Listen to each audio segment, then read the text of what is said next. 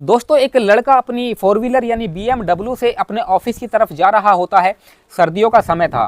वो सोचता है कि मैं रास्ते से मूंगफली ले लूँगा और अपने ऑफिस में बैठकर खा लूँगा।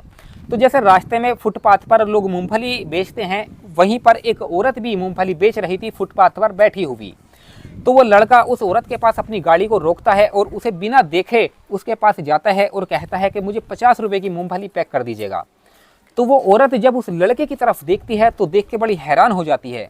वो लड़का भी जब उस औरत की तरफ को देखता है तो वो भी देखकर उसे चौंक जाता है, मानो दोनों एक दूसरे को पहले से जानते हो। वो औरत उस लड़के को देखकर रोने लगती है, उसकी आंखों से आंसू टपकने लगते हैं। तो लड़का कहता है कि मैं आपसे मूंगफली नहीं लूँगा, मैं कहीं और से ले लूँगा। तो अचानक से वो औरत उठती है और उस लड़के के पैरों में गिर जाती है, उसके पैर पकड़कर उससे माफ़ी मांगने लगती है और कहती है कि जो गलती मैंने की थी उसकी सज़ा मुझे मिल चुकी है, मुझे माफ़ कर दो। मैंने जो गलती की है उसकी सज़ा बहुत ज़्यादा मुझे मिली है। आज मेरी हालत मूंगफली बेचने पर हो गई थी। कहाँ मैं रानी बनकर रहती थी, लेकिन आज मैं फुटपाथ पर मूंगफली बेच रही हूँ। मुझे अपने साथ ले चलो और मुझे माफ़ कर दो। लेकिन वो लड़का उसकी एक न सुनता है और उसको ठोकर मार के वहाँ से चला जाता है। दोस्तों, आखिर ये औरत कौन थी और क्यों उस लड़के के पैरों में गिरकर माफ़ी मांग रही थी? क्यों उससे बार बार कह रही थी कि मुझसे जो गलती हुई है उसकी सज़ा मुझे मिल चुकी है? आखिर उस औरत का उस लड़के से क्या रिश्ता था, क्या नाता था? दोस्तों, ये कहानी ही बड़ी अजीब है। जब आप इस कहानी को सुनोगे तो वाकई आप भी हैरान और परेशान हो जाओगे। इस कहानी से आपको बहुत बड़ी सीख मिलने वाली है। इसीलिए आप लोग इस वीडियो को अंत तक जरूर देखेगा। और मेरी आप लोगों से एक रिक्वेस्ट है, अगर अभी तक आपने मेरे चैनल को सब्सक्राइब नहीं किया है तो चैनल को भी सब्सक्राइब कर लीजिएगा। चलिए दोस्तों, बताते हैं आखिर पूरा मामला है क्या। दोस्तों, ये कहानी है छत्तीसगढ़ की। एक लड़का होता है जिसका नाम अमन होता है। अमन बहुत ही गरीब परिवार से था और अपने माता पिता का इकलौता ही बेटा था। उसके माता पिता मेहनत मजदूरी करके अमन को पढ़ाया लिखाया करते थे और सोचते थे कि अमन बड़ा होके पढ़ लिख कर एक बिजनेस करेगा और बिजनेस करने के बाद वो उनकी गरीबी को दूर कर देगा। तो उस कॉलेज में जो है एक रेखा नाम की लड़की होती है। रेखा देखने में बहुत ही सुंदर थी और सुशील थी। रेखा एक अमीर परिवार से थी और अपने माता पिता की वो भी इकलौती ही बेटी थी। रेखा पढ़ने में भी होशियार थी और अमन की क्लास में ही पढ़ा करती थी। वो अमन से काफ़ी ज़्यादा लगाव भी रखती थी और उससे अक्सर बातचीत किया करती थी। रेखा अमन को पसंद करने लगी थी और अमन भी रेखा को कहीं ना कहीं पसंद करने लगा था। ये दोनों एक दूसरे से छुप छुप कर मिला भी करते थे, इसीलिए कॉलेज के लड़के जो है अमन से जलते थे। अब धीरे धीरे समय गुजरने लगता है, इन दोनों का प्यार भी बढ़ने लगता है। ये दोनों एक दूसरे से कसम खाते हैं कि ये दोनों शादी करेंगे तो एक दूसरे से ही शादी करेंगे, नहीं तो नहीं करेंगे। अमन सोचता है कि मैं पढ़ लिख कर बिजनेस करूंगा और मैं भी बड़ा आदमी बनूंगा। तो धीरे धीरे जब इनकी पढ़ाई ख़त्म हो जाती है, ख़त्म होने के बाद रेखा अमन से कहती है कि मेरे परिवार वाले बहुत अमीर हैं। मेरे परिवार यानी कि मेरे पिता का ट्रांसपोर्ट का बिजनेस है, काफ़ी सारे ट्रक भी है, हमारे पास पैसे की कोई कमी नहीं है। रेखा अपने पैसे के बल पे काफ़ी घमंड किया करती थी और वो अमन से कहती थी कि आपको कोई काम करने की ज़रूरत नहीं है, आप मेरे घर पर आ जाना, शादी करके वहीं पर ऐश करना, वहीं पर मौज मस्ती करना और वहीं पर रहना। लेकिन अमन कहता है कि मैं ऐसा नहीं कर सकता। अगर आपको मुझसे शादी करनी है तो मेरे घर पर रहना पड़ेगा। मैं आपके घर पे नहीं रह सकता और मैं अपना खुद का बिजनेस करना चाहता हूँ। तो उस वक्त तो रेखा मान जाती है और अपने पिता से जाकर कहती है कि मैं एक अमन नाम के लड़के से प्यार करती हूँ और उसी से शादी करना चाहती हूँ, लेकिन वो गरीब है। तो उसके पिता उसको समझाते हैं कि बेटा तेरी ज़िंदगी वहाँ पर ख़राब हो जाएगी, तेरे पास किसी चीज़ की कमी नहीं है, हम तेरी शादी कहीं और कर देंगे, अच्छे परिवार में कर देंगे जहाँ पर तू ऐश करेगी, तुझे काम करने की भी ज़रूरत नहीं होगी।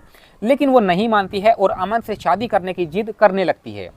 उसके बाद अमन भी अपने परिवार वालों से बात कर लेता है, अपने माता पिता से बात कर लेता है कि वो शादी करेगा तो रेखा से ही करेगा। उसके परिवार वाले समझाते हैं कि बेटा तू अपना कोई बिजनेस कर ले ताकि तेरी ज़िंदगी अच्छी हो जाए। लेकिन अमन कहता है कि रेखा के पास बहुत पैसा है, वो पैसा दहेज में लेकर भी आएगी, इसीलिए उसी से हमारी गुजर बसर हो जाएगी। अब रेखा के पिता जो है अमन के पिता से मिलते हैं, दोनों की शादी तय हो जाती है, तारीख रखी जाती है और आखिर वो दिन आ ही जाता है जब इन दोनों की शादी होनी थी। दोस्तों, अमन रेखा को अपनी दुल्हन बनाकर अपने घर लेकर आ जाता है और सब कुछ ठीक ठाक चल रहा होता है। लगभग 6 महीने तक तो ठीक ठाक चलता है, लेकिन रेखा जो है वो ड्रामे करने लगती है, वहाँ पर अपने पैसों के बल पे घमंड करने लगती है और अमन को और अमन के परिवार वालों को और अपनी सास को वो परेशान करने लगती है। वो कहती है कि मैं अपने घर में तो कुछ काम करती नहीं थी, रानी बनकर रहती थी, और अगर आपको यहाँ पर काम करवाना है तो या तो नौकरानी रख लो, मैं काम करने वाली नहीं हूँ। अक्सर वो अमन से इस बात को लेकर झगड़ा किया करती थी और अपनी सास से झगड़ा भी किया करती थी।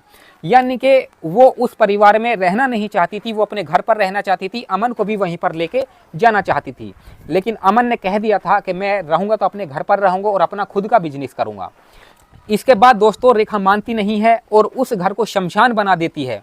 यानी कि रोज का लड़ाई झगड़ा, रोज का कलेशबाजी, हर तरीके से अपनी सास को और अपने ससुर को और अमन से झगड़ा करना, उनको परेशान करना, उनको प्रताड़ित करना, और बार बार जो है अपने पिता को बुलवाती है और उनसे डांट खिलवाती है।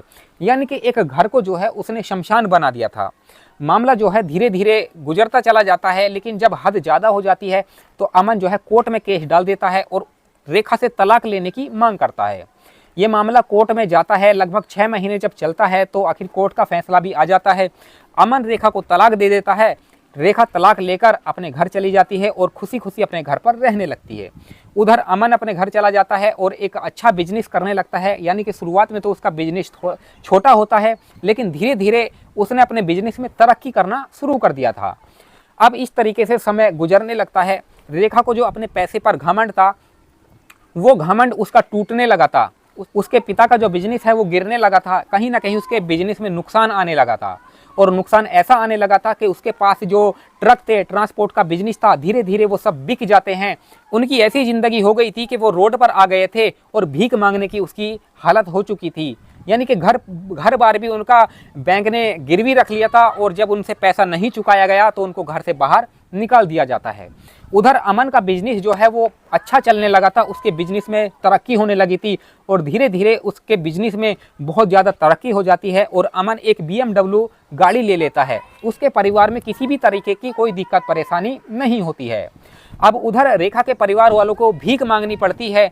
रेखा भी सोचती है कि अपना गुजर बसर तो करनी ही है, तो कहीं ना कहीं वो मूंगफली बेचने लग जाती है। रोड पर, फुटपाथ पर मूंगफली बेचने लग जाती है। इसीलिए दोस्तों कहा जाता है ना कि अगर आपके पास पैसा है तो आप घमंड मत कीजिए, क्योंकि घमंड एक ना एक दिन टूट ही जाता है, जैसा कि रेखा का घमंड टूट गया था। अब दोस्तों अमन अपने ऑफिस जाता अपनी कार से और ऑफिस से घर वापस आता था। सर्दियों का समय आ चुका था, तो अमन को जो है मूंगफली खाने की आदत लगी हुई थी। वो अक्सर रोज मूंगफली खाता था। तो रोड के किनारे वो गाड़ी रोकता है और एक औरत के पास जाता है मूंगफली लेने के लिए। दोस्तों वो औरत कोई और नहीं, अमन की तलाकशुदा पत्नी होती है, जिसका नाम रेखा होता है। वो जब रेखा की तरफ को देखता है तो गुस्सा हो जाता है। रेखा उसकी तरफ को देखती है तो वो रोने लगती है, उसकी आंखों से आंसू निकलने लगते हैं।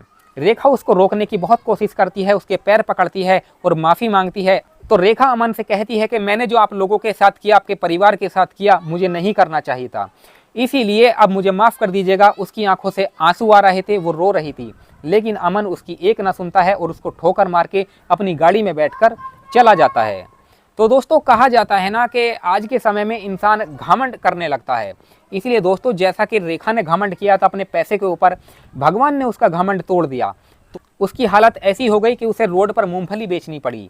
लेकिन अमन ने जरा सा भी घमंड नहीं किया था और खुशी खुशी रेखा को अपनाया था, और इसीलिए दोस्तों वो एक अमीर आदमी बना और आज उसके परिवार में किसी तरह की कोई दिक्कत परेशानी नहीं है। उसके परिवार वालों ने एक लड़की से उसकी शादी भी करवा दी और उस लड़की के साथ वो अच्छे से ज़िंदगी गुजर बसर कर रहा था।